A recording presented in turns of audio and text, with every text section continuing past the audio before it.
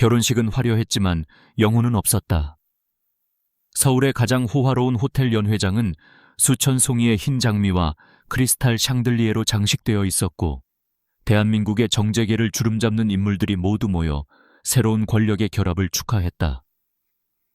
TK그룹의 젊은 총수 강태준과 베일에 쌓인 신부 한서연의 결혼식이었다. 모두가 미소 짓고 샴페인 잔을 부딪혔지만 그 화려함의 중심에 있는 두 사람 사이에는 눈에 보이지 않는 빙벽이 존재했다. 강태준은 완벽하게 재단된 턱시도를 입고 있었지만 그의 표정은 마치 장례식에 온 사람처럼 차가웠다. 그는 기계적으로 하객들에게 고개를 숙이고 악수를 나누면서도 그의 짙은 눈동자는 늘 그랬듯 무의식적으로 군중 속에서 누군가를 찾고 있었다. 15년 전 벚꽃이 흩날리던 어느 오후에 홀연히 사라져버린 작은 소녀. 그의 기억 속에 유일하게 따뜻한 햇살로 남아있는 첫사랑.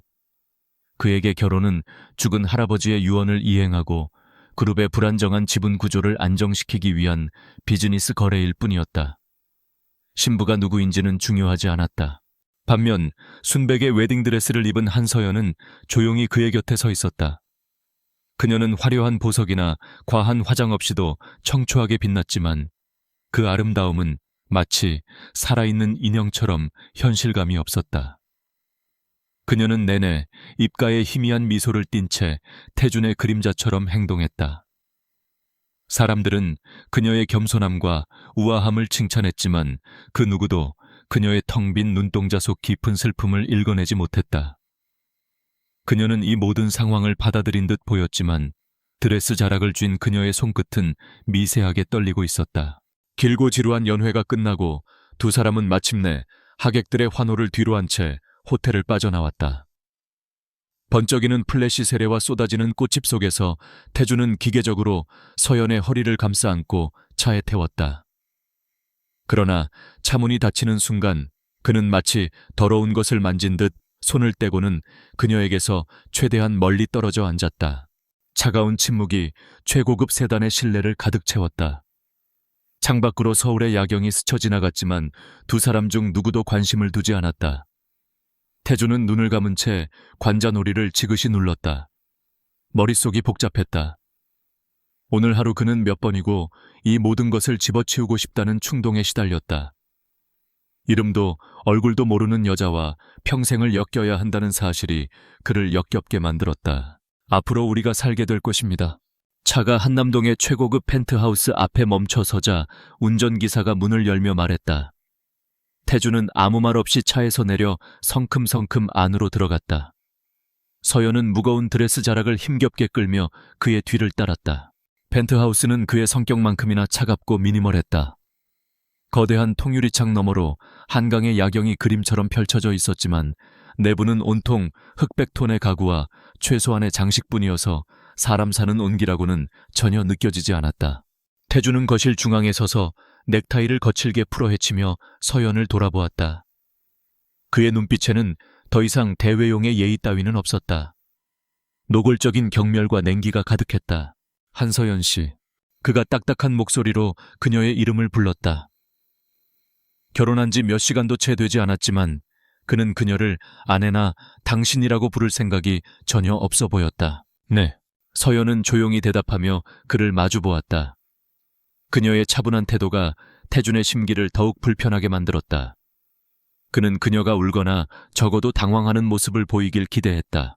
그는 서재로 걸어가 서류 봉투 하나를 들고 나왔다. 그리고는 그것을 유리 테이블 위에 던지듯 올려놓았다. 읽어보시죠. 서연은 잠시 망설이다가 천천히 다가가 봉투를 열었다. 안에는 혼인계약서라는 제목의 문서가 들어있었다. 그녀는 떨리는 손으로 종기를 넘겼다. 내용은 그녀가 예상했던 것보다 훨씬 더 잔인하고 비인간적이었다. 첫째 두 사람은 각방을 사용하며 사적인 접촉을 일절 금한다. 둘째 대외적인 행사나 가족 모임을 제외하고는 서로의 삶에 일절 관여하지 않는다. 셋째 서로에게 배우자로서의 어떠한 권리나 의무도 요구하지 않는다. 넷째 2년 후 TK그룹의 경영권이 완전히 안정되면 두 사람은 이혼에 합의한다. 이혼 시 한서연은 위자료로 TK그룹의 자회사 하나와 일정 금액의 현금을 받는다. 다섯째 계약 기간 동안 한서연은 강태준의 첫사랑을 찾는 일에 어떠한 이의도 제기하지 않으며 만약 그가 그녀를 찾을 경우 즉시 계약을 파기하고 이혼에 동의한다. 마지막 조항은 마치 날카로운 비수처럼 그녀의 심장을 찔렀다. 그녀는 숨이 멎는 것 같았지만 간신히 표정을 유지했다. 그는 아직도 그녀를 찾고 있었다. 그 사실이 그녀를 기쁘게 해야 할지 아니면 슬프게 해야 할지 알 수 없었다. 동의 못할 조항이라도 있습니까? 태준이 비꼬는 듯한 목소리로 물었다. 그는 서연이 분명 반발할 것이라고 확신했다. 어떤 여자가 이런 굴욕적인 조건을 받아들이겠는가. 그러나 서연은 잠시 문서를 내려다본 후 조용히 고개를 들었다. 그녀의 눈동자는 깊은 호수처럼 고요해서 그 속을 읽을 수가 없었다. 아니요, 모두 동의합니다. 그녀의 대답은 태준의 예상을 완전히 빗나갔다. 그는 순간 할 말을 잃고 그녀를 쳐다보았다. 그녀의 얼굴에서는 어떠한 분노나 슬픔 굴욕감도 찾아볼 수 없었다. 오직 체념과 어떤 종류의 단단함만이 느껴질 뿐이었다. 펜 주시겠어요? 서연이 나지막이 말했다. 태준은 기계적으로 재킷 안주머니에서 만년필을 꺼내 건넸다. 서연은 망설임 없이 계약서의 마지막 장에 자신의 이름을 적어 내려갔다. 한서연. 단정하고 깔끔한 필체였다. 여기요. 그녀는 계약서를 그에게 돌려주었다. 태준은 자신이 방금 뭘 본 건지 믿을 수 없다는 듯 그녀가 서명한 부분을 멍하니 내려다보았다. 이 여자는 대체 정체가 뭘까? 돈 때문에 자존심도 없는 여자인가? 아니면 무언가 다른 꿍꿍이가 있는 것인가? 줬어. 그렇게 나오니 한시가 빠르군. 그는 애써 냉정을 되찾으며 말했다. 당신 방은 저쪽 복도 끝입니다. 내 서재와 침실은 반대편이니 볼 일이 없다면 마주칠 일은 없을 겁니다. 필요한 게 있으면 집사에게 말하고 나에게는 연락하지 마시오. 그는 일방적으로 말을 마친 뒤 그대로 자신의 침실로 향했다. 육중한 문이 닫히는 소리가 텅 빈 거실에 울려 퍼졌다. 홀로 남은 서연은 한참 동안 그가 사라진 문을 바라보았다. 그제야 그녀의 단단했던 표정이 서서히 무너져 내렸다. 그녀는 힘겹게 소파에 주저앉았다. 눈물이 쏟아질 것 같았지만 그녀는 입술을 깨물며 필사적으로 참았다. 울지 않겠다고, 그 사람 앞에서 절대 약한 모습을 보이지 않겠다고 다짐했었다. 그녀는 웨딩드레스 소매를 살짝 걷었다. 가느다란 손목에 낡은 은팔찌 하나가 채워져 있었다. 세월의 흔적으로 빛이 바래긴 했지만 섬세하게 새겨진 벚꽃 문양은 여전히 선명했다. 그것은 15년 전 한 소년이 서툰 솜씨로 만들어준 세상에 단 하나뿐인 팔찌였다. 태준아. 그녀는 마음속으로만 그의 이름을 불렀다. 그토록 그리워했던 그가 이제는 그녀를 증오하고 경멸하는 남편이 되어 눈앞에 있었다. 그리고 그는 그녀를 전혀 알아보지 못했다. 운명의 장난은 이토록 잔인했다. 서연은 조용히 일어나 그가 알려준 자신의 방으로 향했다. 문을 열자 태준의 공간과는 달리 따뜻한 베이지 톤으로 꾸며진 아늑한 방이 나타났다. 아마도 집사가 그녀를 위해 배려한 것 같았다. 그녀는 창가에 서서 서울의 야경을 내려다보았다. 수많은 불빛들이 반짝였지만 그 어느 것 하나 그녀의 마음을 비춰주지는 못했다. 반대편 침실에서 강태준 역시 잠들지 못하고 있었다. 그는 샤워를 마치고 가운 차림으로 서재 책상에 앉았다. 그리고 서랍 깊숙한 곳에서 낡은 사진 한 장을 꺼냈다. 벚나무 아래에서 환하게 웃고 있는 두 아이의 사진이었다. 사진 속 어린 태준의 옆에서 벚꽃보다 더 화사하게 웃고 있는 소녀. 그는 소녀의 얼굴을 손가락으로 부드럽게 쓸었다. 유진아, 어디 있는 거니? 그의 목소리가 공허하게 울렸다. 한서연이라는 여자에게서 느껴졌던 미묘한 위화감의 정체를 그는 알 수 없었다. 그녀의 침착한 모든 것을 체념한 듯한 그 눈빛이 이상하게 마음에 걸렸다. 하지만 그는 고개를 저었다. 그녀는 그저 돈과 지위를 위해 영혼을 판 수많은 여자들 중 하나일 뿐이라고, 자신의 첫사랑과는 아무런 관련이 없는 인물이라고 스스로에게 되뇌었다. 그렇게 서울의 가장 높은 곳에서 세상에서 가장 가까우면서도 가장 먼 두 사람은 각자의 상처와 비밀을 끌어안은 채 결혼 생활의 첫날 밤을 맞이하고 있었다. 그들의 앞날에 어떤 운명이 기다리고 있는지는 아무도 알지 못했다. 결혼 후 첫 주일은 얼음장 같은 침묵 속에서 흘러갔다. 강태준과 한서연은 서울에서 가장 화려한 펜트하우스에 살고 있었지만 사실상 그들은 같은 공간에 존재하는 두 개의 유령과도 같았다. 아침 식사는 늘 정해진 시간에 거대한 식탁의 양끝에 앉아 신문 넘기는 소리와 식기가 부딪히는 소리 외에는 아무런 대화 없이 진행되었다. 태주는 식사를 마치면 곧장 회사로 갔고 늦은 밤에나 돌아왔다. 서연은 대부분의 시간을 서재나 작은 온실에서 책을 읽거나 식물을 돌보며 보냈다. 그들의 유일한 소통 창구는 집사인 박 여사뿐이었다. 태준에게 한서연은 그저 존재하는 사람이었다. 그는 그녀의 아름다움이나 조용한 성품에 아무런 감흥을 느끼지 못했다. 오히려 그는 그녀의 수능적인 태도에서 기만과 의도를 읽어내려 애썼다. 저 고요한 가면 뒤에 어떤 욕망을 숨기고 있을까? 그는 그녀를 철저히 무시함으로써 자신의 경멸을 표현했다. 하지만 그의 철옹성 같던 무관심에 작은 균열이 생기기 시작한 것은 결혼 2주차의 어느 날 오후였다. TK그룹의 화장품 계열사인 라 벨르라벨가 야심차게 출시한 프리미엄 라인이 동남아시아 시장에서 고전을 면치 못하고 있다는 보고가 올라왔다. 최고급 원료와 혁신적인 기술력, 그리고 한류 톱스타를 모델로 내세웠음에도 불구하고 매출은 예상치의 10분의 1에도 미치지 못했다. 도대체 이유가 뭡니까? 최고의 팀을 붙여줬는데 결과가 고작 이겁니까? 태주는 펜트하우스 서재에서 현지 법인장들과의 화상회의를 하며 분노를 터뜨렸다. 모니터 속 임원들은 고개를 숙인 채 쩔쩔매고 있었다. 죄송합니다, 회장님. 현지 반응이 예상과 너무 다릅니다. 제품 품질에 대한 불만은 없지만 가격 저항이 심하고 마케팅 메시지가 소비자들에게 전혀 와닿지 않는 것 같습니다. 톱스타 모델의 인지도도 그 나라에서는 생각보다 낮았습니다. 오히려 반감을 가지는 여론도 일부 형성되었습니다.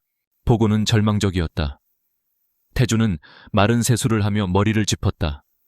수천억이 투자된 프로젝트였다. 이 실패는 단순히 금전적 손실을 넘어 총수로서 그의 리더십에 흠집을 낼 수 있는 중대한 사안이었다. 회의는 2시간 넘게 이어졌지만 뾰족한 대책은 나오지 않았다. 태준이 잠시 회의를 중단시키고 머리를 식히기 위해 서재 문을 열고 나왔을 때였다. 그는 물을 마시기 위해 주방으로 향했다. 그때 거실 쪽에서 나지막한 대화 소리가 들려왔다. 한서연과 필리핀 출신 가사 도우미인 마리아가 소파에 앉아 다과를 즐기고 있었다. 평소라면 그냥 지나쳤을 테지만 대화 내용이 그의 발걸음을 멈추게 했다. 한국 화장품들이 저희 나라에서 인기가 많긴 한데 가끔 보면 좀 안타까울 때가 있어요. 마리아가 유창한 한국어로 말했다. 어떤 점이요? 서연이 조용히 물었다. 그녀의 목소리는 늘 그랬듯 차분했다. 너무 한국적인 기준의 M이만 강조하는 것 같아요. 하얀 피부 갸름한 얼굴 같은 거요. 저희 나라 사람들은 건강하고 자연스러운 구릿빛 피부를 더 아름답다고 생각하는 사람도 많거든요. 그런데 광고를 보면 전부 백옥 같은 피부 타령만 하니 이건 우리를 위한 제품이 아니구나 하는 생각이 드는 거죠. 순간 태준의 머릿속에 무언가 스쳐 지나갔다. 라벨루의 메인 카피가 바로 여배우의 백옥 피부를 당신에게였다. 서연이 고개를 끄덕이며 말했다. 모델 선정도 중요하겠네요. 아무리 유명한 한류 스타라도 현지인들이 진정으로 동경하고 친근하게 느끼는 인물이 아니라면 오히려 거리감만 생길 수 있겠어요. 맞아요, 사모님. 차라리 저희 나라에서 국민적인 사랑을 받는 친근한 이미지의 배우나 인플루언서를 쓰는 게 훨씬 효과적일 거예요. 그리고 가격도 너무 비싸면 그들만의 리그가 되어버려요. 품질을 조금 낮추더라도 합리적인 가격의 서브 브랜드를 함께 출시해서 시장 진입 장벽을 낮추는 전략도 필요하지 않을까요? 서연은 조용히 차를 한 모금 마시며 나지막이 덧붙였다. 결국은 존중의 문제인 것 같아요. 그들의 문화를 이해하고 존중하며 다가가는 것. 우리가 가진 것을 일방적으로 주입하려는 게 아니라 그들이 진정으로 원하는 것이 무엇인지 귀 기울이는 것부터가 마케팅의 시작이겠죠. 태주는 그 자리에 못 박힌 듯 서 있었다. 여자들의 한가한 수다라고 치부하기에는 그들의 대화 내용이 너무나도 날카롭고 본질을 꿰뚫고 있었다. 그의 수십 명의 엘리트 마케팅 팀이 몇 달간의 회의 끝에도 찾아내지 못한 문제의 핵심을 저 여자들이 단 몇 분 만에 정리해버린 것이다. 그는 조용히 발걸음을 돌려 서재로 돌아왔다. 그는 마시려던 물도 잊은 채 멍하니 모니터를 바라보았다. 한서연. 늘 조용하고 존재감 없고 그저 돈 때문에 팔려온 여자라고 생각했다. 그런데 방금 저 통찰력은 대체 무엇인가? 단순한 잡담 속에서 나온 우연의 일치일까? 그는 다시 화상회의를 연결했다. 전략 전면 수정합니다. 태준의 단호한 목소리에 임원들이 긴장했다. 첫째, 현지에서 가장 신뢰도 높고 친근한 이미지의 모델을 새로 발탁하십시오. 둘째, 화이트닝에만 집중된 메시지를 버리고 현지 문화에 맞는 건강한 아름다움을 강조하는 새로운 캠페인을 기획하세요. 셋째, 기존 프리미엄 라인은 유지하되 가격을 낮춘 보급형 서브 브랜드를 즉시 개발하여 투트랙 전략으로 갑니다. 세부 계획은 내일 오전까지 보고하도록. 그의 지시는 명확하고 확신에 차 있었다. 임원들은 갑작스러운 방향 선회에 당황했지만 총수의 단호한 어조에 이의를 제기하지 못하고 일사불란하게 움직이기 시작했다. 그날 이후 태주는 무의식적으로 한서연을 관찰하기 시작했다. 그녀는 여전히 조용했고 그의 시선을 느끼지 못하는 듯 평소와 똑같이 행동했다. 하지만 그는 발견했다. 그녀가 책을 읽을 때 중요한 부분에 밑줄을 긋는 특유의 손가락 움직임. 그녀가 생각에 잠길 때 무심코 찻잔을 톡톡 두드리는 작은 버릇. 정원의 식물들을 돌보며 마치 오랜 친구와 대화하듯 부드럽게 잎사귀를 쓰다듬는 모습. 그 모든 사소한 행동들이 이상하게 낯익었다. 마치 오래전에 본 흑백 영화의 한 장면처럼 기억의 저편에서 희미한 잔상을 불러일으켰다. 하지만 그는 그 기억의 조각을 맞출 수 없었다. 그럴 리가 없다고, 그저 착각일 뿐이라고 그는 스스로를 다그쳤다. 며칠 후 동남아 법인에서 긴급 보고가 올라왔다. 새로운 전략 방향에 대한 현지 소비자들의 초기 반응이 폭발적이라는 내용이었다. 특히 현지 모델 기용과 새로운 캠페인 슬로건에 대한 긍정적인 여론이 SNS를 통해 빠르게 확산되고 있었다. 실패 직전의 프로젝트에 서광이 비치기 시작한 것이다. 그날 저녁 식사 시간은 여느 때처럼 고요했다.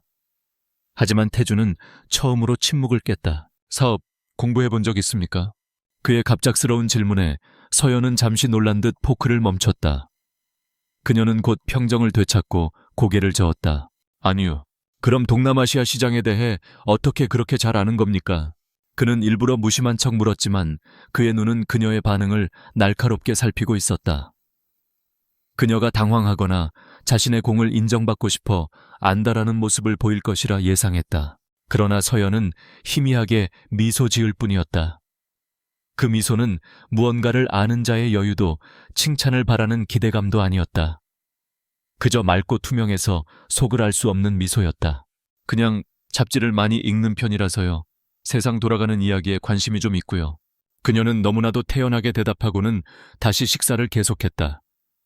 김이 빠진 것은 오히려 태준 쪽이었다. 그는 더 이상 질문을 이어갈 수 없었다.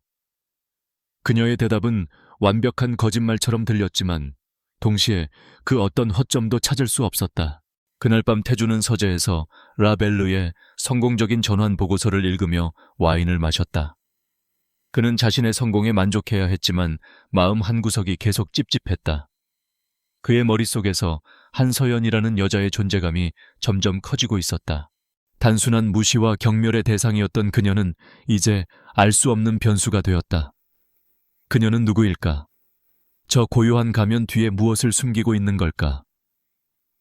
태주는 처음으로 자신의 아내에게 강렬한 호기심과 함께 정체 모를 혼란스러움을 느꼈다. 그들 사이의 빙벽은 여전히 단단했지만 이제 그 표면에 누구도 예상치 못한 가느다란 균열이 생겨나고 있었다. 라벨르 프로젝트가 정상 궤도에 오른 후 강태준과 한서연의 관계에는 미묘한 변화의 기류가 흘렀다. 태준은 더 이상 그녀를 투명인간 취급하지 않았다. 물론 여전히 말수는 적고 표정은 차가웠지만 이제 그의 시선 속에는 무시가 아닌 날카로운 관찰과 탐색이 담겨 있었다. 그는 그녀의 일거수일투족에서 자신이 놓치고 있는 무언가를, 그녀가 숨기고 있는 비밀의 실마리를 찾아내려 애썼다. 그러나 서연은 언제나 맑은 거울처럼 그의 의심을 그저 비춰낼 뿐 어떤 흔적도 남기지 않았다. 사건이 일어난 것은 비가 부슬부슬 내리는 주말밤이었다. 태주는 회사에서 가져온 서류를 검토하느라 자정이 넘도록 서재에 머물러 있었다.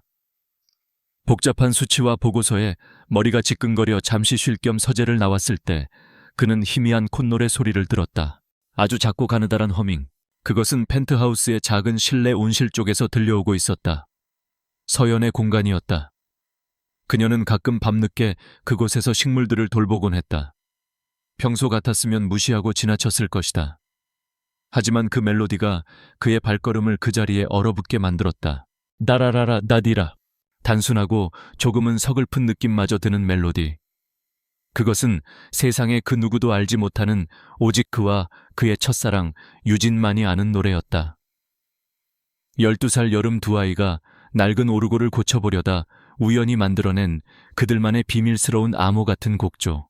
태준의 심장이 쿵하고 바닥으로 떨어지는 것 같았다.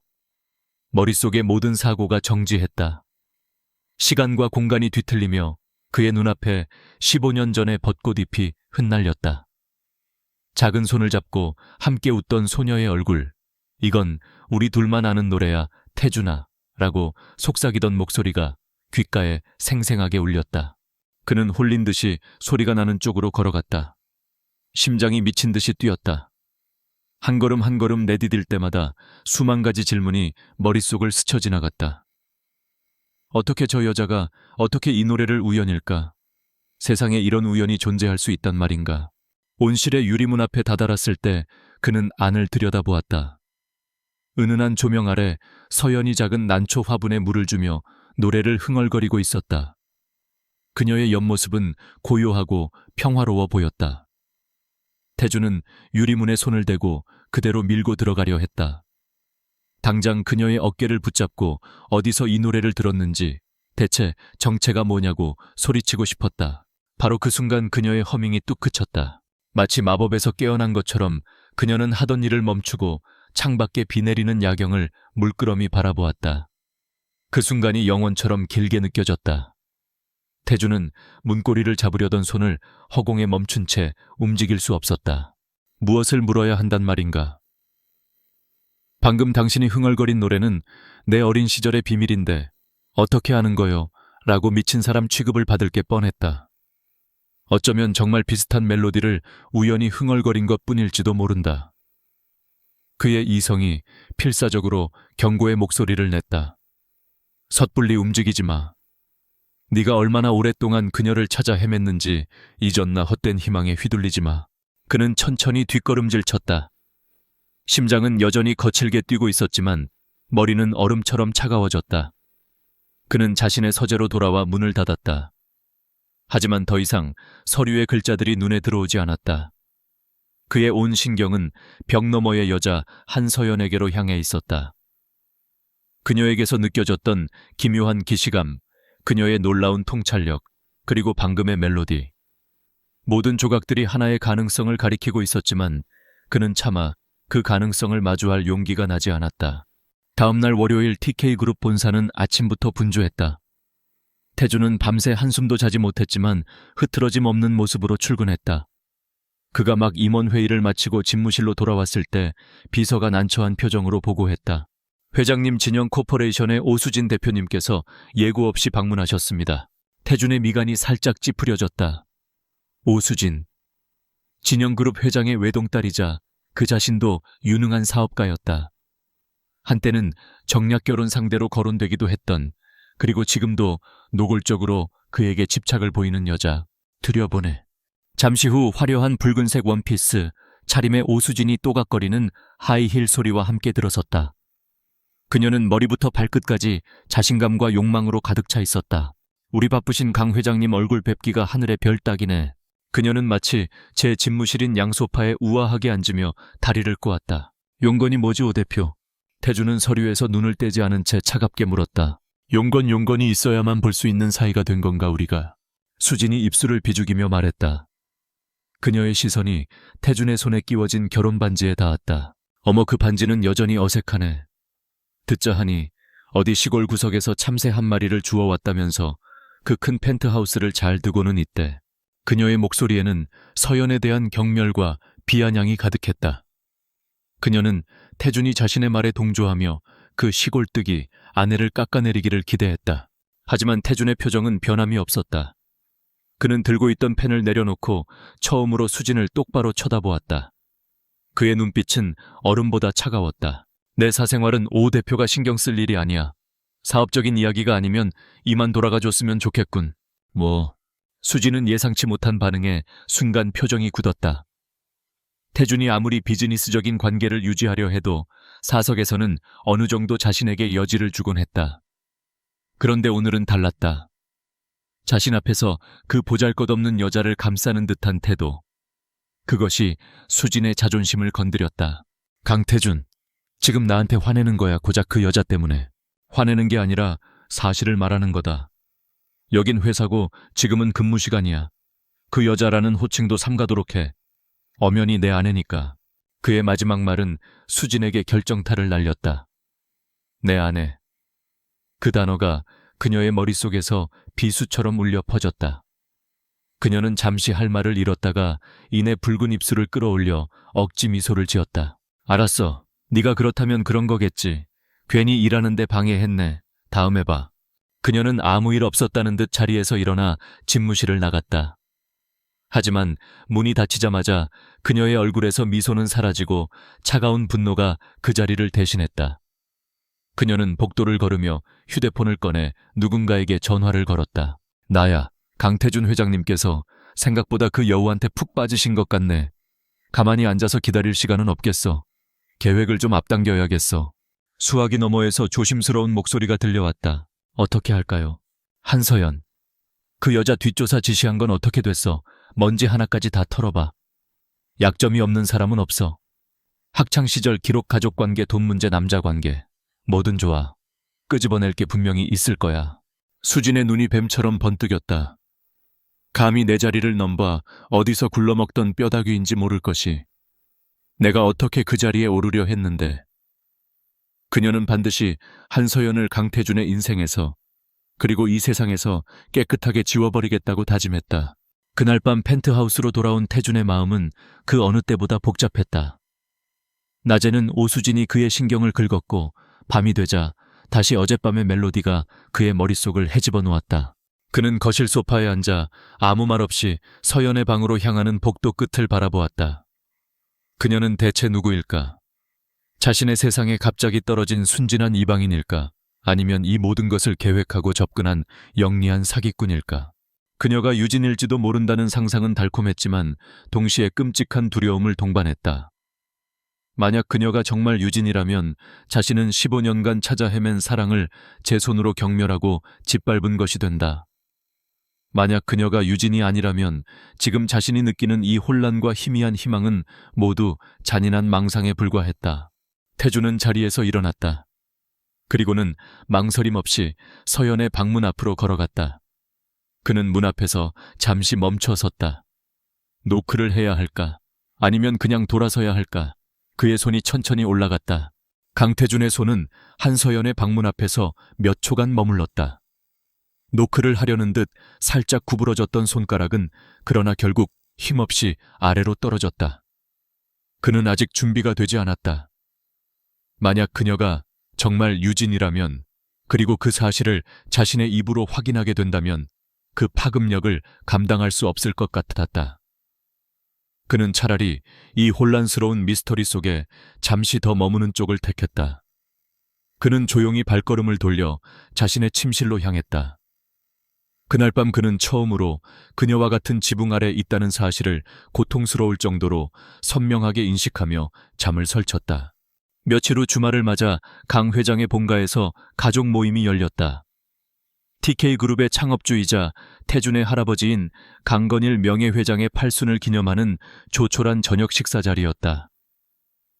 태준에게는 피하고 싶은 자리였지만 결혼 후 새 식구를 소개하는 첫 공식적인 행사였기에 빠질 수가 없었다.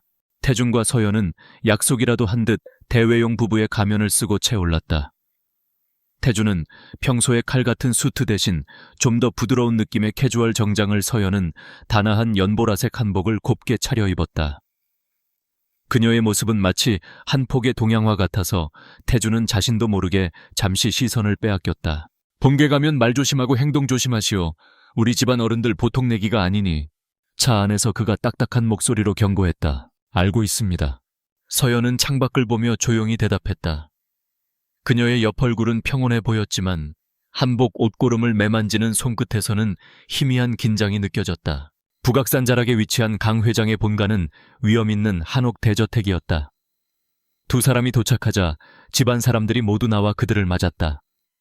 서연은 태준의 소개에 따라 처음 만나는 시댁 식구들에게 겸손하고 예의 바르게 인사를 올렸다. 그녀의 흐트러짐 없는 태도에 날카롭게 그녀를 훑어보던 친척들의 표정도 조금씩 부드러워졌다. 저녁 식사는 화기애애한 분위기 속에서 진행되었다. 이 모든 것을 주최한 강건일 명예회장은 상석에 앉아 돋보기 너머로 두 사람을 유심히 지켜보고 있었다. 그는 호랑이 같은 카리스마로 재계를 호령했던 인물이지만 지금은 그저 손주 내외의 행복을 바라는 평범한 할아버지처럼 보였다. 태준아, 강 회장이 묵직한 목소리로 불렀다. 내 할아버지, 사야가한테 좀 잘해줘라. 보니 저녁 바람이 차가운데 옷이 얇구나.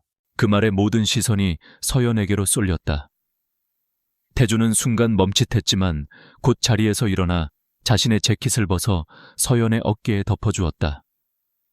갑작스러운 그의 행동에 서연의 어깨가 살짝 굳어지는 것이 느껴졌다.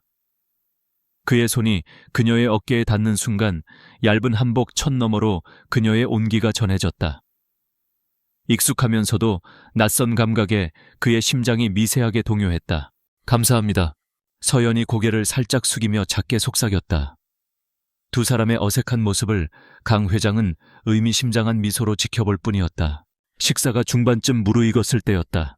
강 회장이 서연에게 손짓했다. 사야가 이리 와서 내게 차 한 잔 따라 보거라. 네, 할아버님. 서연은 조용히 일어나 닭이 세트가 있는 테이블로 향했다. 그녀는 능숙하고 우아한 손놀림으로 차심을 넣고 뜨거운 물을 부어 차를 우려냈다. 그녀의 모든 동작에는 기품과 절제가 배어 있었다. 친척들 사이에서 낮은 감탄사가 흘러나왔다. 찻잔을 들고 강 회장에게 다가간 서연은 한쪽 무릎을 꿇고 공손하게 차를 올렸다. 바로 그 순간이었다. 차를 따르기 위해 팔을 뻗는 순간 넓은 한복 소매가 스르르 흘러내리며 그녀의 하얀 손목을 드러냈다. 그리고 그 손목에는 낡고 빛바랜 은팔찌 하나가 채워져 있었다. 태준은 그 팔찌를 보는 순간 숨을 멈췄다. 세상에, 그의 눈이 커졌다.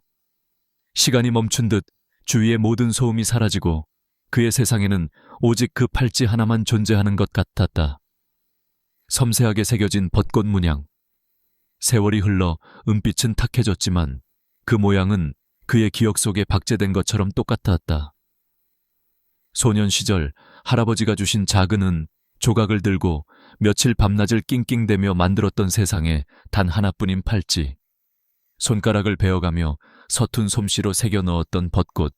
그의 머릿속이 하얗게 비었다. 지난밤 그녀가 흥얼거리던 멜로디가 다시 귓가에 울려 퍼졌다. 그녀에게서 느꼈던 기묘한 기시감의 조각들이 하나로 맞춰지기 시작했다. 그는 자기도 모르게 입을 열었다. 그의 시선은 그녀의 손목에 고정되어 있었다. 한서연 씨, 그 팔찌는... 그러나 그의 말이 끝나기도 전에 강 회장이 찻잔을 받으며 호탕하게 웃었다. 헤어허허, 차맛이 아주 좋구나. 우리 강씨 가문의 복덩이가 굴러 들어왔어. 할아버지의 웃음소리에 모든 사람들의 주의가 그쪽으로 쏠렸고 태준의 목소리는 그 소음에 묻혀버렸다. 서연은 아무것도 듣지 못한 듯 조용히 팔을 거두고 자리로 돌아갔다. 팔찌는 다시 한복 소매 속으로 모습을 감췄다. 순간이 영원처럼 느껴졌다. 태준은 멍하니 제자리에 앉아 있었다. 그는 다시 한번 그녀의 손목을 보려 애썼지만 그녀는 두 손을 무릎 위에 단정히 모으고 있어 더 이상 볼 수가 없었다. 그 후로 저녁 식사가 어떻게 끝났는지, 사람들과 무슨 인사를 나누고 집으로 돌아왔는지 태주는 잘 기억나지 않았다. 그의 머릿속은 온통 그 낡은 은팔찌의 잔상으로 가득 차 있었다. 우연이라고 하기엔 너무나도 지독한 필연이었다. 멜로디와 팔찌. 이 두 가지 증거는 그의 마음속에서 하나의 거대한 확신을 만들어내고 있었다. 한서연이 유진이다. 펜트하우스로 돌아오는 차 안은 무거운 침묵으로 가득했다. 하지만 이전의 냉랭한 침묵과는 질적으로 달랐다. 그것은 수많은 질문과 감정들이 폭발하기 직전에 팽팽한 긴장감이 감도는 침묵이었다. 주차장에 차가 멈추고 두 사람은 말없이 엘리베이터에 올랐다. 좁은 공간 안에서 태주는 서연의 옆에 서 있는 것만으로도 숨이 막힐 것 같았다. 그는 그녀에게서 나는 은은한 난초 향을 맡으며 마음을 진정시키려 애썼다. 집에 도착하자마자 서연은 피곤한 기색으로 자신의 방으로 향했다. 그때였다. 긴장과 피로가 겹쳤던 탓인지 그녀가 현관의 낮은 턱에 발이 걸려 휘청했다. as 그녀의 몸이 앞으로 쓰러지려는 순간 뒤에 있던 태준이 본능적으로 팔을 뻗어 그녀의 허리를 강하게 붙잡았다. 괜찮소. 그의 낮은 목소리가 그녀의 귓가에 울렸다. 서연은 그의 단단한 팔에 안긴 채 놀란 눈으로 그를 올려다보았다. 두 사람의 시선이 허공에서 얽혔다. 아주 가까운 거리였다. 그녀의 흔들리는 눈동자 속에 자신의 얼굴이 비치는 것이 보였다. 시간이 멈췄다. 태주는 그녀를 놓아주어야 한다는 것을 알았지만 몸이 움직이지 않았다. 그녀의 가녀린 허리에서 느껴지는 온기 코끝을 간지리는 향기, 그리고 눈앞의 신비로운 눈동자가 그를 붙들었다. 그의 심장이 통제불능으로 뛰기 시작했다. 그는 얼마나 그렇게 있었을까? 먼저 정신을 차린 것은 서연이었다. 그녀가 그의 품에서 벗어나려 작게 몸을 뒤척였다. 고맙습니다. 이제 괜찮아요. 그제야 태주는 화들짝 놀라며 그녀를 놓아주었다. 그는 마치 불에 댄 사람처럼 황급히 손을 떼고 몇 걸음 뒤로 물러섰다. 몸 조심하시오. 그는 어색하게 한마디를 내뱉고는 그대로 자신의 서재로 도망치듯 들어가 버렸다. 문이 쾅 하고 닫혔다. 홀로 남은 서연은 한참 동안 그가 사라진 문을 바라보았다. 그녀의 심장 역시 미친 듯이 뛰고 있었다. 그녀는 자신의 허리를 감쌌던 그의 손길의 온기가 아직도 생생하게 남아있는 것 같아 얼굴을 붉혔다. 서재 안에서 태주는 차가운 벽에 등을 기댄 채 거친 숨을 몰아쉬었다. 그는 방금 그녀를 만졌던 자신의 손을 내려다보았다. 그녀의 온기가, 그녀의 향기가, 그녀의 존재가 그의 모든 감각을 마비시키는 것 같았다. 15년간 지켜온 첫사랑에 대한 기억. 그것은 그의 외로운 삶을 지탱해온 유일한 기둥이었다. 그런데 이제 그 기억이 눈앞의 아내 한서연의 모습과 겹쳐지기 시작했다.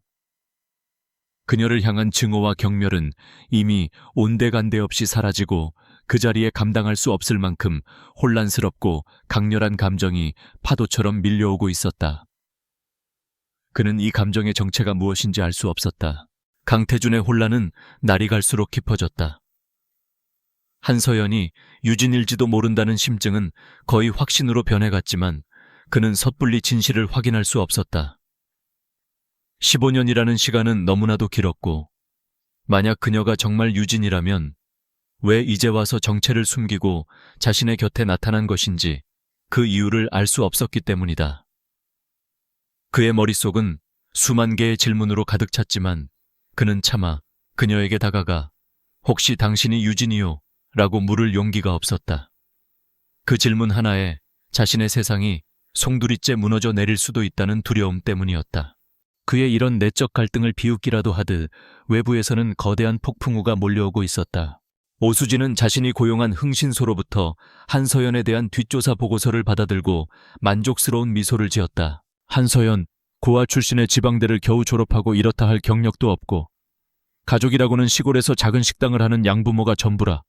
정말 시시하네. 그녀는 서류를 넘기며 경멸적으로 중얼거렸다. 하지만 보고서의 마지막 부분에서 그녀의 눈이 번뜩였다. 어머, 이건 좀 흥미롭네. 양아버지의 식당이 최근 몇 년간 심각한 경영난을 겪었고 거액의 사채비까지 졌다고. 그런데 강태준과 결혼하기 직전에 그 모든 빚이 익명의 기부자에 의해 깨끗하게 정리됐다. 오수진의 입가에 뱀 같은 미소가 걸렸다. 완벽한 시나리오가 머릿속에 그려졌다. 그녀는 즉시 TK그룹 내부에 심어둔 자신의 정보원이자 재무팀의 고위 간부인 김 이사에게 전화를 걸었다. 김 이사님, 때가 된 것 같네요. 제가 보내드리는 자료를 가지고 이야기를 좀 만들어 주셔야겠어요. 아주 그럴듯하게. 며칠 뒤 대한민국 재계가 발칵 뒤집히는 사건이 터졌다.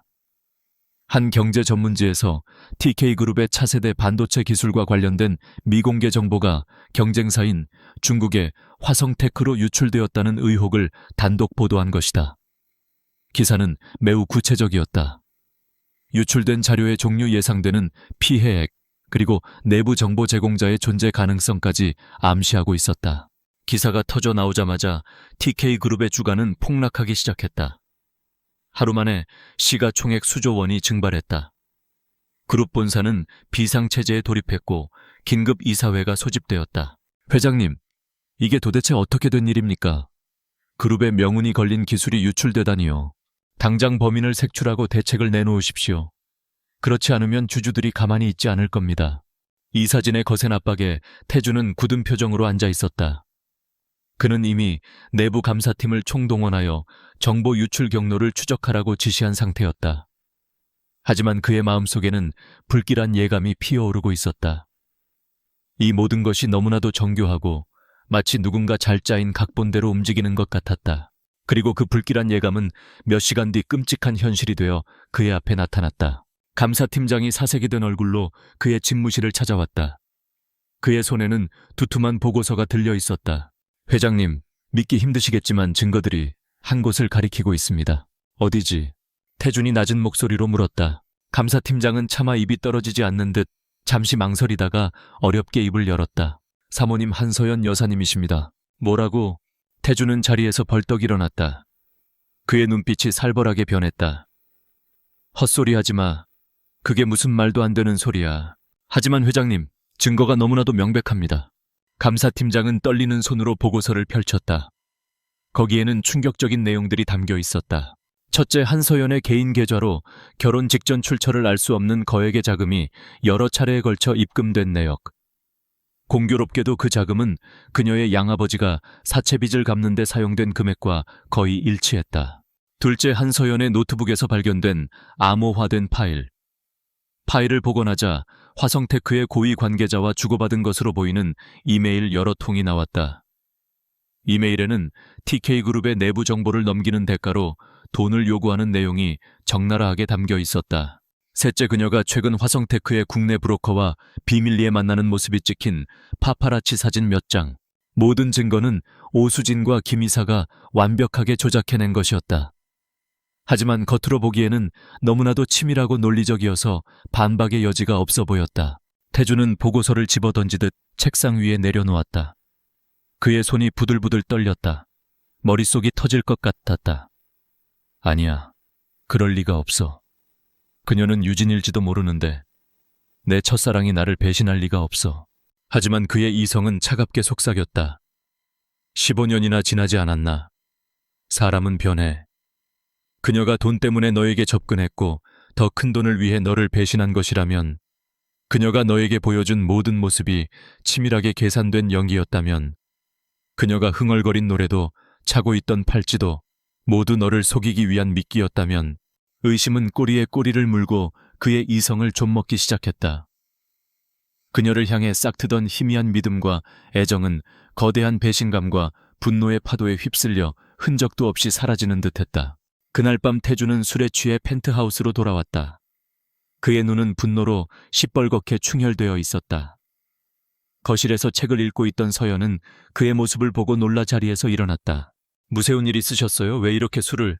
닥쳐. 태준이 거칠게 소리쳤다. 그의 목소리에는 살기마저 서려 있었다. 그는 비틀거리며 그녀에게 다가가 그녀의 팔을 거칠게 움켜쥐었다. 내 정체가 뭐냐? 대체 무슨 꿍꿍이로 내게 접근한 거지? 무세운 말씀이신지. 서연의 얼굴이 하얗게 질렸다. 그의 소나기 힘이 너무나도 강해 팔이 부서질 것 같았다. 시침이 떼지 마. 돈이 그렇게 좋았나? 내 아내라는 자리가 그렇게 탐이 났어. 그래서 나를 배신하고 내 회사를 팔아넘겨. 그는 감사 보고서를 그녀의 얼굴 앞에 집어던졌다. 종이들이 어지럽게 흩날리며 바닥으로 떨어졌다. 서연은 바닥에 흩어진 사진과 서류들을 보고 숨을 멈췄다. 말도 안 되는 내용들이었다. 하지만 그녀는 변명하지 않았다. 지금 이성을 잃은 그에게 어떤 말을 해도 통하지 않으리라는 것을 직감했다. 그녀는 그저 입술을 깨문 채 상처받은 눈으로 그를 올려다볼 뿐이었다. 그녀의 침묵은 태준의 분노에 더욱 불을 지폈다. 그는 그녀가 모든 것을 인정한다고 생각했다. 말해봐, 왜 그랬어? 내가 너한테 어떻게 했는데? 그가 절규하듯 소리쳤다. 사실 그는 그녀에게 잘해준 것이 아무것도 없었다. 경멸하고 무시하고 상처만 줬을 뿐이다. 하지만 지금 그는 그런 것을 생각할 겨를이 없었다. 그는 그저 배신감에 미쳐 날뛰고 있었다. 내가 널 믿으려고 했다는 게 역겨워. 네가 혹시라도 내가 찾던 그 사람일지도 모른다고 생각했던 내 자신이 혐오스러워. 그의 마지막 말은 날카로운 유리 조각이 되어 서연의 심장에 박혔다. 그녀의 눈동자가 파르르 떨렸다. 그녀의 세상이 무너져 내리는 소리가 들렸다. 아, 결국 이렇게 되는구나. 그가 자신을 믿어주기를 바랐던 것은 너무 큰 욕심이었구나. 그녀는 고개를 숙였다. 더 이상 그의 얼굴을 마주볼 자신이 없었다. 그녀의 어깨가 가늘게 떨렸다. 당장 내 집에서 나가. 이혼 서류는 내일 변호사 편에 보내지. 위자료는 한 푼도 없어. 아니, 내가 입은 손해를 네 평생에 걸쳐 갚게 만들어주지. 태주는 얼음처럼 차가운 목소리로 말을 뱉고는 그녀를 뿌리치고 서재로 들어가 문을 잠가버렸다. 홀로 남겨진 서연은 힘없이 바닥에 주저앉았다. 눈물이 뺨을 타고 흘러내렸다. 하지만 소리내어 울지는 않았다. 그녀의 슬픔은 소리를 내기에는 너무나도 깊고 무거웠다. 그녀는 바닥에 떨어진 자신의 팔찌를 주워들었다. 15년간 간직해온 유일한 희망. 이제는 차가운 족쇄가 되어버린 과거의 증표. 그녀는 그것을 손에 꽉 쥔 채 텅 빈 거실에서 끝없는 절망 속으로 가라앉고 있었다. 서재의 문이 닫히고 강태주는 어둠 속에 홀로 남겨졌다. 그는 위스키병을 통째로 가져와 잔에 따를 생각도 없이 그대로 들이켰다. 독한 술이 목을 태우고 내려갔지만 심장에서 들끓는 분노와 배신감의 불길을 잠재우기엔 역부족이었다. 그는 모든 것이 끝났다고 생각했다. 지긋지긋한 정략 결혼도 어리석었던 자신의 미련도. 하지만 술기운이 머리를 마비시킬수록 마음 한구석에서는 작은 의심의 목소리가 끈질기게 피어올랐다. 증거가 너무 완벽했다. 마치 누군가 한서연이 범인이다라고 소리치기 위해 정교하게 만들어낸 무대장치 같았다. 그녀가 마지막 순간에 보여주었던 그 깊은 상처와 절망이 담긴 눈빛. 그것이 정말 모든 것을 감추기 위한 연기였을까? 시간이 얼마나 흘렀을까? 태주는 비틀거리며 서재를 나섰다. 펜트하우스는 죽은 듯이 고요했다. 거실 바닥에는 그가 던졌던 서류들이 어지럽게 흩어져 있었다. 그녀의 흔적은 어디에도 없었다. 그는 그녀가 정말로 떠났다는 사실을 깨달았다. 분노와 함께 알 수 없는 공포가 심장을 조여왔다. 그는 자기도 모르게 그녀의 방으로 향했다. 문을 열자 가지런히 정돈된 방이 나타났다. 그녀가 머물렀다는 흔적이라고는 침대 머리맡에 놓인 책 한 권과 창가의 난초 화분들 뿐이었다. 마치 처음부터 아무도 살지 않았던 것처럼 방은 텅 비고 차가웠다. 태주는 무엇에 홀린 듯 방 안을 뒤지기 시작했다. 그녀의 죄를 확증할 또 다른 증거를 찾기 위해서인지, 아니면 신락 같은 희망을 걸고 그녀의 무죄를 증명할 무언가를 찾기 위해서인지 그 자신도 알 수 없었다. 그는 옷장과 서랍을 거칠게 열어젖혔다.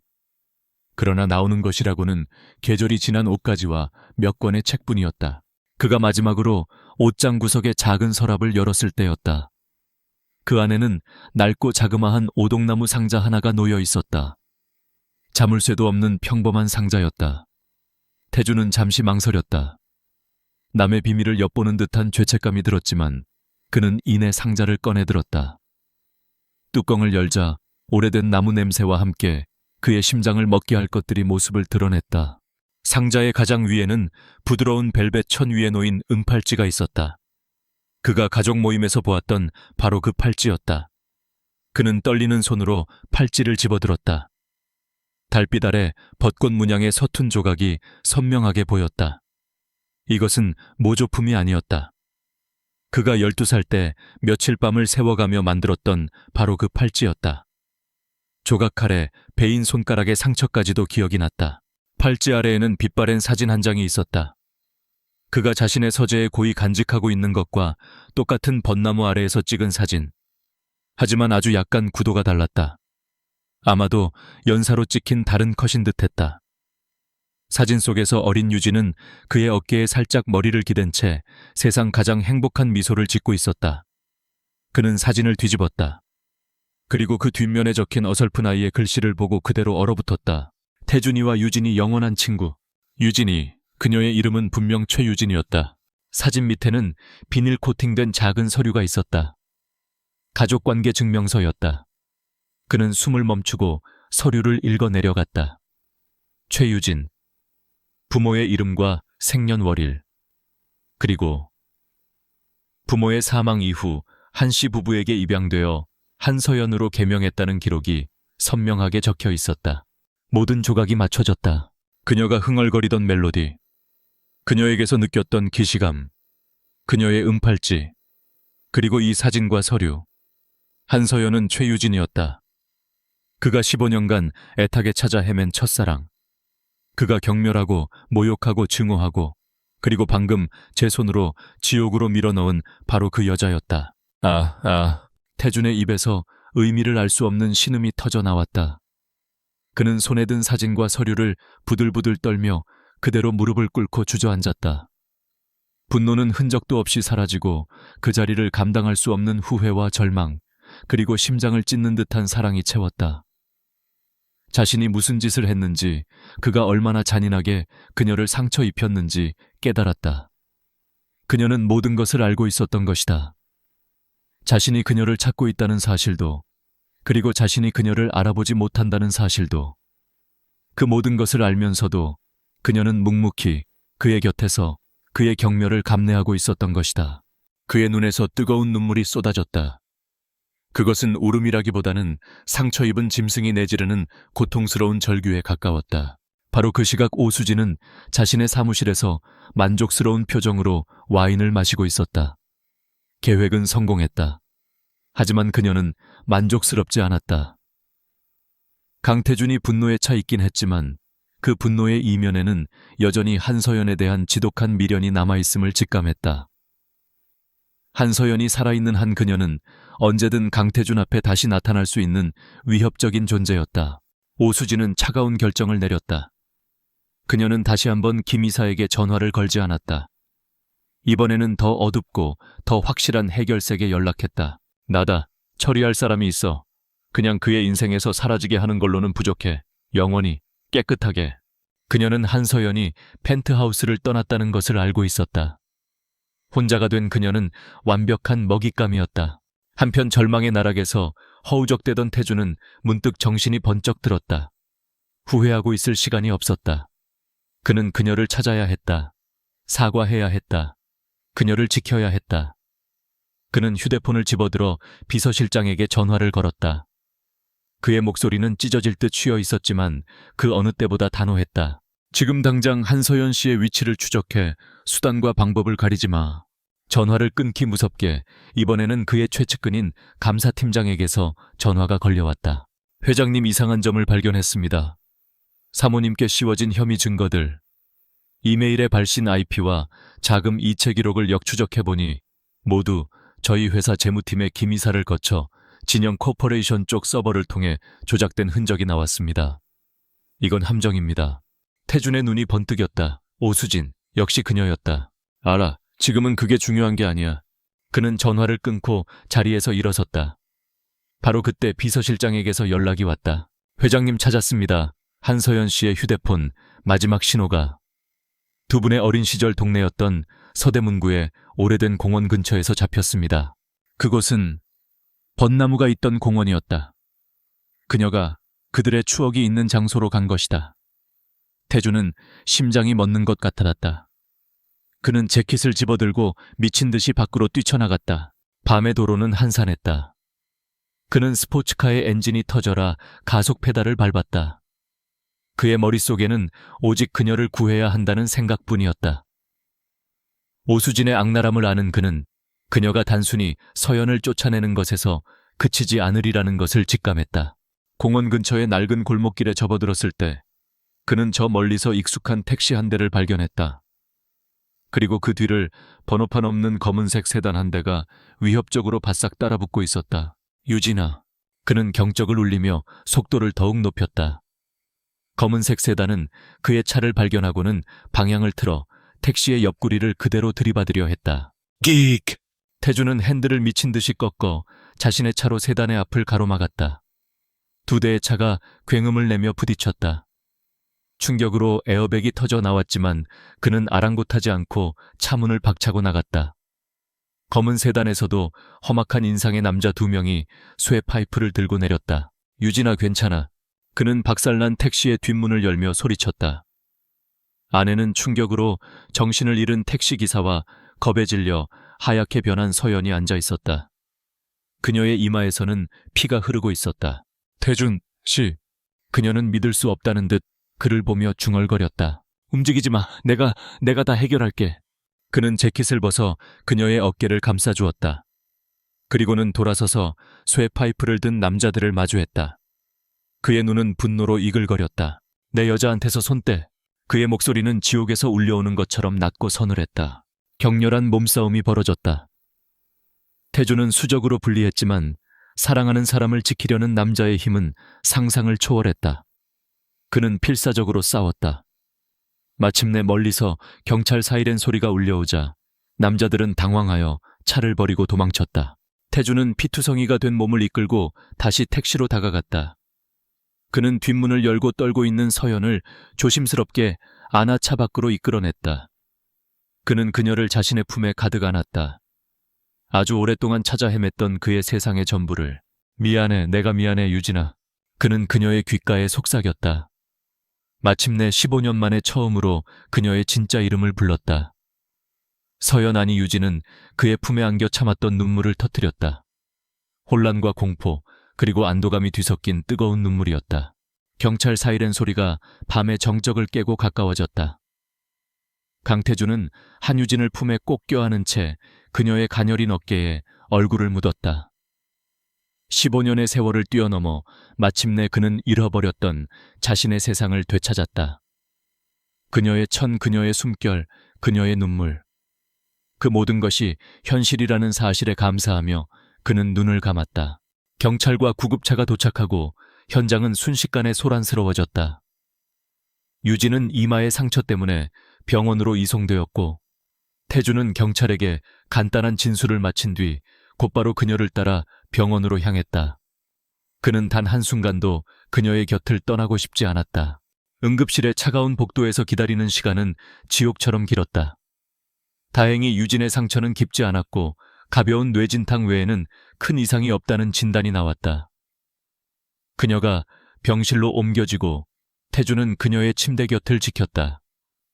링거를 맞는 그녀의 창백한 얼굴을 보며 그의 심장은 후회로 조각나는 듯했다. 얼마나 지났을까? 유진이 희미한 신음과 함께 천천히 눈을 떴다. 그녀의 시선이 가장 먼저 향한 곳은 뜬 눈으로 밤을 새우며 자신의 손을 꼭 잡고 있는 태준이었다. 태준 씨. 그녀의 목소리는 잠겨 있었다. 유진아. 그가 떨리는 목소리로 그녀의 이름을 불렀다. 이제 그렇게 부르지 마. 내 이름은 최유진이야. 그는 그녀의 손등에 자신의 뺨을 부볐다. 미안해. 정말 미안해. 내가 모든 걸 망쳤어. 널 알아보지 못해서 미안하고 널 믿지 못해서 미안하고 너에게 상처만 줘서 정말 미안해. 그의 목소리에는 깊은 죄책감과 고통이 배어 있었다. 유진은 천천히 고개를 저었다. 아니에요. 당신 탓이 아니에요. 모든 건 제가 숨겼기 때문이에요. 그녀는 천천히 15년간 가슴에 묻어두었던 이야기를 꺼내놓기 시작했다. 벚꽃이 지던 그 해봄 그녀의 부모님은 갑작스러운 교통사고로 세상을 떠났다. 하루아침에 고아가 된 그녀는 먼 친척이었던 한씨 부부에게 입양되었다. 그들은 가난했지만 마음만은 따뜻한 사람들이었다. 하지만 부모님의 유산을 노린 다른 친척들의 등살에 양부모는 그녀를 보호하기 위해 어쩔 수 없이 그녀의 이름을 한서연으로 바꾸고 과거의 모든 흔적을 지운 채 조용히 살아가야만 했다. 시간이 흐르고 당신이 TK그룹의 회장이 되었다는 소식을 들었어요. 너무나도 높은 곳에 있는 사람이 되어버려서 감히 다가갈 수가 없었어요. 낡고 초라한 내가 당신의 인생에 흠이 될 거라고 생각했어요. 그래서 그녀는 그를 멀리서 지켜보기만 했다. 그가 첫사랑을 찾는다는 기사를 볼 때마다 가슴이 아팠지만 나설 용기는 없었다. 그러다 양아버지가 사채빚으로 쓰러지시고 절망의 끝에서 그녀는 TK그룹과의 정략결혼 제안을 받게 되었다. 그것이 강태준과의 결혼이라는 것을 알았을 때 그녀는 운명의 잔인함에 절망했지만 아버지를 살리기 위해 받아들일 수밖에 없었다. 이야기를 듣는 내내 태준은 아무 말도 할 수 없었다. 그녀가 홀로 감내해야 했을 아픔과 외로움의 무게가 그의 심장을 짓눌렀다. 바보같이 왜 혼자 다 짊어지려고 했어? 내가 얼마나 널 찾아 헤맸는데. 무서웠어요. 당신이 지금의 나를 실망할까봐. 당신 기억 속의 유진이는 밝고 예쁜 아이였을 텐데 지금의 나는 그렇지 못하니까요. 태준은 그녀의 손을 더욱 꽉 잡았다. 아니야. 너는 그때보다 훨씬 더 아름답고 강하고 눈부셔. 내가 눈이 멀었던 거야. 두 사람은 밤이 새도록 많은 이야기를 나누었다. 15년간의 오해와 그리움 상처와 아픔이 눈물과 함께 흘러내렸다. 그리고 그 빈자리에는 따뜻한 이해와 더 깊어진 사랑이 차오르기 시작했다. 그들이 서로의 상처를 보듬는 동안 세상은 빠르게 움직이고 있었다. 강태준의 지시와 감사팀이 확보한 결정적인 증거들, 그리고 도주했던 괴한들이 체포되어 모든 것을 자백하면서 오수진과 김이사의 범죄 행각은 낱낱이 드러났다. TK그룹의 기술 유출 사건은 오수진이 꾸민 자작극이었음이 밝혀졌고 그녀는 긴급 체포되었다. 자신의 욕망을 위해 한 사람의 인생을 망가뜨리려 했던 그녀는 법의 엄중한 심판을 받게 되었다. 진실이 밝혀지자 TK그룹을 향했던 모든 의혹은 사라지고 주가는 다시 안정세를 되찾았다. 세상은 한서연이라는 이름의 총수 부인이 억울한 누명을 썼다는 사실에 동정했고 강태준 회장이 그녀를 구하기 위해 몸을 던졌다는 사실에 열광했다. 며칠 후 유진은 건강을 회복하여 퇴원했다. 태준은 그녀를 데리고 펜트하우스가 아닌 본가로 향했다. 그곳에서 그는 모든 가족들 앞에서 유진의 진짜 정체를 밝히고 그동안 자신이 저지른 잘못을 고백하며 용서를 구했다. 강건일 회장은 처음부터 모든 것을 알고 있었다는 듯 그저 두 사람의 손을 따뜻하게 잡아주었다. 시간이 흘러 다시 벚꽃이 흩날리는 봄이 찾아왔다. 태준은 유진의 손을 잡고 그들의 추억이 담긴 서대문구의 오래된 공원을 찾았다. 15년 전과 똑같이 거대한 벚나무는 눈처럼 화사한 꽃잎을 흩날리고 있었다. 유진아. 태준이 그녀의 앞에 한쪽 무릎을 꿇었다. 그의 손에는 작은 벨벳 상자가 들려 있었다. 나와 다시 시작해줄래? 계약으로 묶인 가짜 부부가 아니라 세상 누구보다 서로를 아끼고 사랑하는 진짜 부부로. 그가 상자를 열자 그 안에는 벚꽃 문양으로 섬세하게 세공된 다이아몬드 반지가 눈부시게 빛나고 있었다. 유진의 눈에 눈물이 고였다. 그녀는 웃으며 고개를 끄덕였다. 내 태준아. 태준은 그녀의 손가락에 반지를 끼워주었다. 그리고 그녀의 손목에 채워진 낡은 은팔찌에 조심스럽게 입을 맞췄다. 그것은 그들의 고통스러웠던 과거이자 앞으로 절대 놓지 않을 영원한 사랑의 증표였다. 두 사람은 벚꽃잎이 비처럼 쏟아지는 나무 아래서 오랫동안 서로를 마주보았다. 증오는 사랑의 또 다른 이름이었고 길고 긴 기다림의 시간은 마침내 행복한 결실을 맺었다. 차가운 계약으로 시작된 그들의 인연은 이제 세상 가장 뜨거운 진심이 되어 서로의 삶을 영원히 밝혀줄 것이었다.